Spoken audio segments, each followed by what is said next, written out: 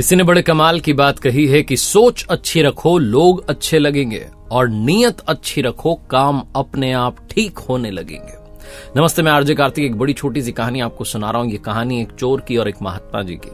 महात्मा जी से जब उस चोर की भेंट हुई तो महात्मा जी ने कहा कि बेटा क्या चोरी के काम करते हो, भगवान का नाम लिया करो। चोर ने कहा चलो भगवान का नाम तो ले लूंगा, और क्या करना है। तो महात्मा जी ने कहा बेटा प्रतिदिन मंदिर जाओ, पूजा पाठ करो, ये वो। चोर ने कहा नहीं, मैं ये सब नहीं कर पाऊंगा, नाम ले लूंगा, इतना मैं कर लूंगा, और कुछ काम हो तो बताओ। तो महात्मा जी ने कहा चलो ठीक है, तुम तो सिर्फ एक काम करना, तुम्हें कोई भी पराई स्त्री मिले तो उसे माता या बहन मानना।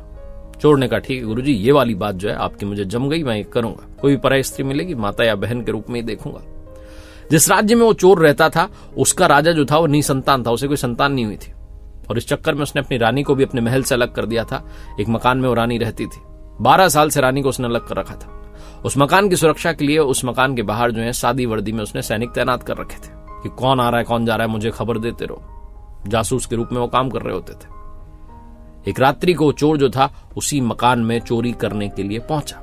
उसे थोड़ा ना पता था कि रानी रहती यहां पर। वो तो चला गया चोरी करने के लिए। इधर सैनिकों ने देखा कि कोई आया है मकान में।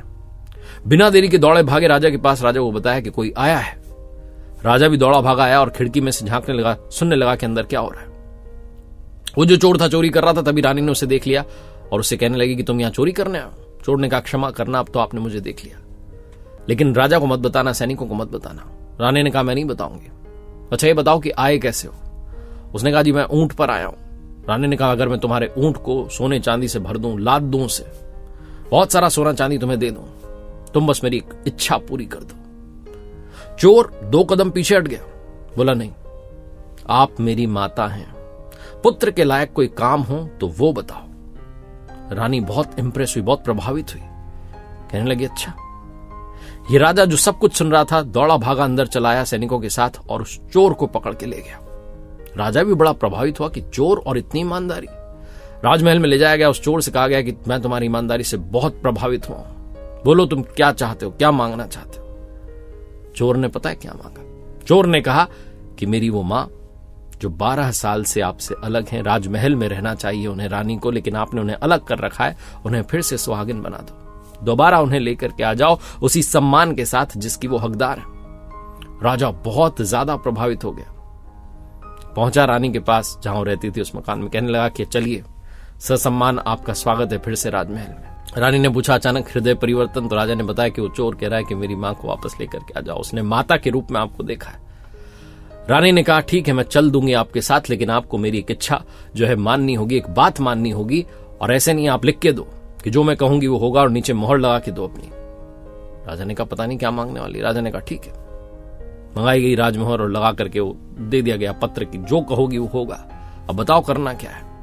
रानी ने कहा जो मेरा वो पुत्र है, अभी अभी जो पुत्र बना है, मैं चाहती हूं कि उसे हम स्वीकारें, अपना पुत्र माने और उसे राज्य का उत्तराधिकारी घोषित करें, अगला युवराज घोषित करें। राजा प्रसन्नता के साथ बोला कि बिल्कुल यही होगा। राजा रानी ने उस दिन से उस चोर को अपना बेटा मान लिया और उसे राज्य का अगला युवराज घोषित कर दिया। महात्मा जी की एक बात ने चोर को युवराज बना दिया। बहुत छोटी सी कहानी है जो यही बताती है कि नीयत साफ रखोगे तो सब कुछ अच्छा होने लगेगा, काम अपने आप ठीक होने लगेंगे। हमारे विचार हमारे कर्म होते हैं। विचारों का शुद्धिकरण बहुत आवश्यक है। विचारों को शुद्ध कीजिए, कर्म अपने आप शुद्ध हो जाएंगे। एक बार फिर से वही बात जो अक्सर कहता हूं, कर दिखाओ कुछ ऐसा कि दुनिया करना चाहे आपके जैसा। मेरी नई पुस्तक, मेरी नई बुक कर दिखाओ कुछ ऐसा को इतना सारा प्यार देने के लिए धन्यवाद। आप इसे अभी के अभी Amazon या Flipkart से ऑर्डर कर सकते हैं या आपके पास वाले बुक स्टोर में जाकर इसे ला सकते हैं। मेरी वेबसाइट rjkartik.in, जहां कुछ कोर्सेज आपका इंतजार कर रहे हैं, चेकआउट कीजिएगा।